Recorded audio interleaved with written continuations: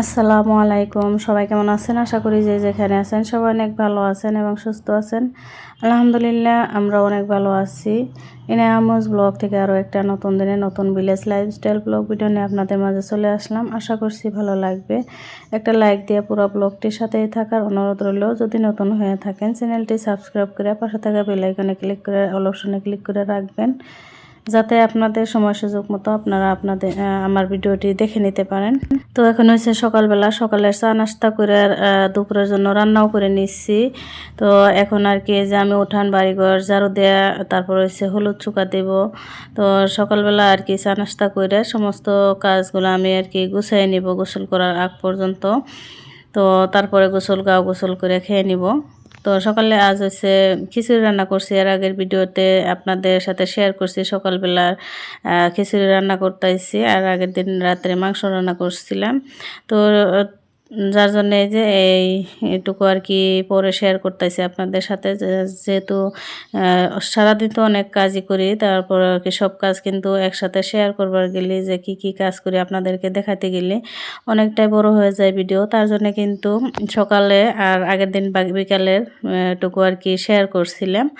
এখন হয়েছে তো 8:30টার মতো বাজে। তো মেয়ে স্কুলে চলে যাবে, আমি আবার বাড়ির বাইরে আর কি ঝাড়ু দিতেছি। মেয়েকে বলছিলাম যে অল্প একটু ভিডিও কর, তো আমার আপুদের সাথে শেয়ার করব। কারণ হয়েছে এখন তো এখানে স্কুলে যেতে হয়, জানি না কবে আর কি কোন দিন আর কি পড়ে যায় যে আমি ভিডিও করবার আর কি সময় পাবো না। তার জন্য আর কি ভাবলাম যে আজকে সময় আছে, ইনায়ের স্কুল বন্ধ, মেয়ের স্কুল আবার খোলা হয়েছে। ইনায়ের আর কি একদিন পর থেকে আর কি স্কুল শুরু হয়েছিল। তো মেয়ে স্কুলে চলে গেছে, আমি এখনও ঠান্ডা ঝাড়ু দিয়ে নিতে এসেছি, দেখতে পারছেন। আর আজকে অনেকটা কাজ করে নেব, কারণ ইনায়ের স্কুল বন্ধ পেয়ে আর কি আমি আজকে অনেক কাজ করে নিতে এসেছি। কারণ হচ্ছে পরের দিন থেকে ইনায়ের স্কুল শুরু হবে, তার জন্য।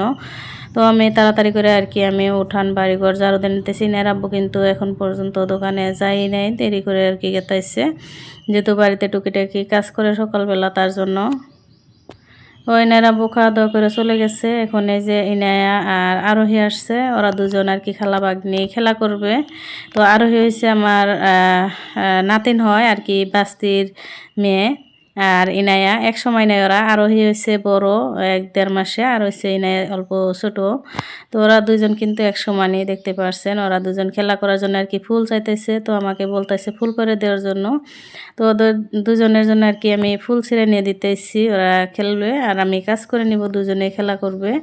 তো দেখতে পারছেন অনেকগুলো ফুল ছিঁড়ে নিছি আর কি, হাতে যে কয়টা আর কি ছিঁড়তে পারছি।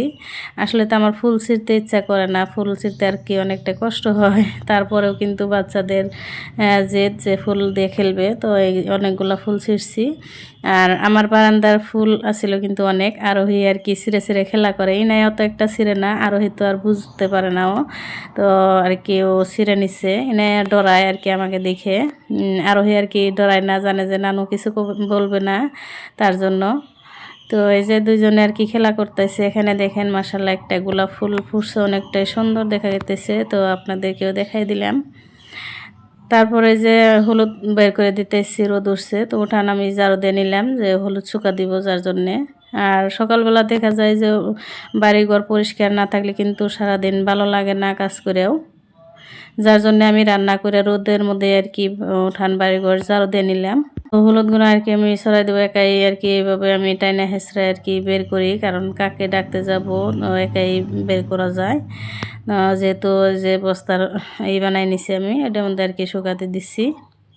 তো যারা ভিডিওটি দেখতে দেখতে এই পর্যন্ত আমার সাথে আছেন, এখন পর্যন্ত লাইক দেন নাই, প্লিজ আপনারা একটা লাইক দিয়ে দিবেন। কারণ হচ্ছে আপনাদের একটা মূল্যবান লাইকে আমার ভিডিওটি অনেকের কাছে পৌঁছানো সাহায্য করে। অনেকটাই কষ্ট করে কিন্তু আমাদের ভিডিও করতে হয়, সংসারে কাজ করে বাচ্চা সামলিয়ে তারপরে কিন্তু অনেক কষ্ট করে ভিডিও বানাই। আমরা যারা ইউটিউবে ভিডিও বানাই তারা কিন্তু সবাই বুঝতে পারি যে কতটা কষ্ট করতে হয় আমাদেরকে।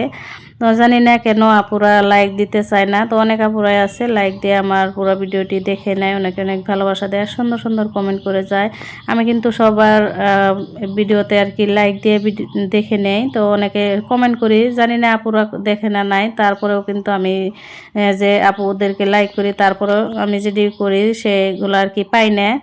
তো আমি কিন্তু সব আপুদের ভিডিও আমি প্রথমে লাইক দিয়ে তারপরে দেখা শুরু করি, কারণ হচ্ছে কিছু সময় আর কি ভুলে যাই, তার জন্য তো প্রথমে থেকে আমি লাইক দিয়েই শুরু করি।